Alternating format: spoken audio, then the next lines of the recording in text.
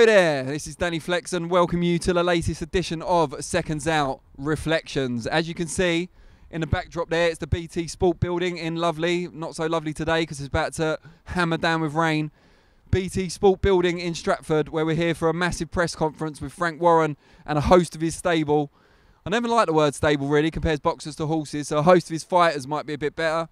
I'm here with my brave cameraman. He's got a lot longer hair than me. He's out here in the rain too. John Williams, got to give a shout out to him, the world's cheapest Mick Hucknall impersonator. When we were in Manchester together, I just tell this little anecdote. We were both at a gig, drunk, listening to music, dancing, if you can believe me, dancing. Looks a bit like Mr. Tickle or Inspector Gadget. John was approached by a random stranger, just came up to him and went, "Hey mate, how you doing?" And he said, yeah, I'm good. And he just turned around dead on cue and went, "Bet money's too tight to mention tonight, innit?" In a Manchester accent though. Funniest thing ever, but if you ever see John, you'll know why. But back to the point of today. Yeah, Frank Warren's here. He's going to announce something big. We think it's to do with Tyson Fury's Wilder rematch. We don't know where it is or when it is, but we're going to find out in about half an hour. So stay tuned to Seconds Out for that. Radio Raheem's going to be joining us to do some of the interviews as well. We all know you love him. He's over in the UK, so that'll be good. But getting back onto the topic of ReFLEXions, every Monday 4:30 PM we look back at the weekend's action that's just gone. Biggest fight of the weekend involved Leo Santa Cruz coming back after around 8 months out, defending his WBA Super Bantamweight title. Not to be confused with the WBA Super Bantamweight title. I know it's confusing. Point is, he came back against a 3-week substitute in Rafael Rivera. The guy Rivera replaced was Miguel Flores. He wasn't expected to put up much of a fight. Neither was Rivera. As it turned out, Rivera went the distance but was completely dominated. Santa Cruz threw over twice as many punches as his opponent. Landed loads more, as he's known to do. He's got a great work rate, Santa Cruz. Good use of distance, pressure fighter. Looked great, but against mediocre opposition. At least he's back in the ring now, and he says he wants a unification fight against either Josh Warrington. Billy Joe Saunders just walking past, giving me the peace sign that quickly turns into the fuck you sign. Fuck you too, bro. No, we love him really.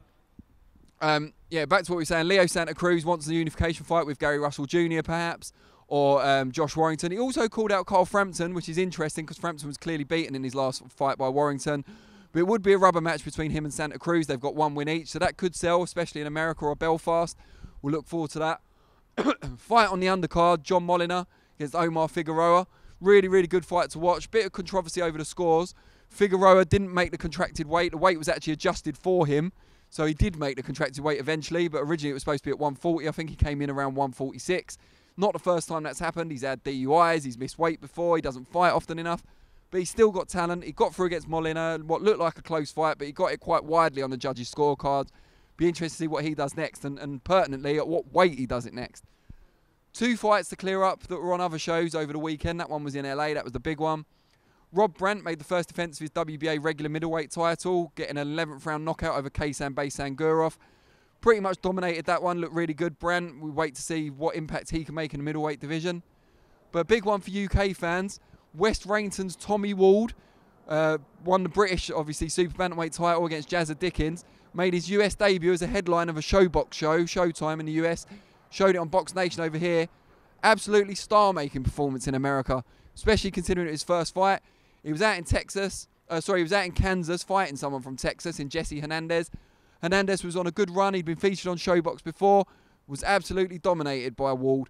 Ward showed every facet of his skills. He's only had 4 knockouts, but he can definitely punch stiffly.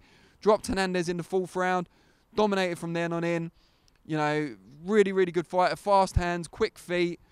Lateral movement was on point. If you can still watch it, if it's available anywhere, I'm sure Box Nation will be repeating it. Make sure you watch it because he looked great. He's already in the WBO top 5. So we look forward to him having a world title shot. It's just great to see a young British fighter make his US debut, partly under the radar, and really put on a star-making performance. So well done, Tommy Ward. Let us know below. We love your engagement. What do you think of the fights at the weekend? Who put on the best performance? Obviously, you know that I think it's Tommy Ward, but maybe you were especially impressed with Santa Cruz, Figueroa, Rob Brandt. Let us know what you think, and we look forward to hearing from you. We'll be back next week, 4:30 PM for ReFLEXions, and we'll be here Thursday. Not here. We'll be on camera Thursday, 4:30 PM for FlexPectations. Thanks very much. From John and I, we'll see you soon.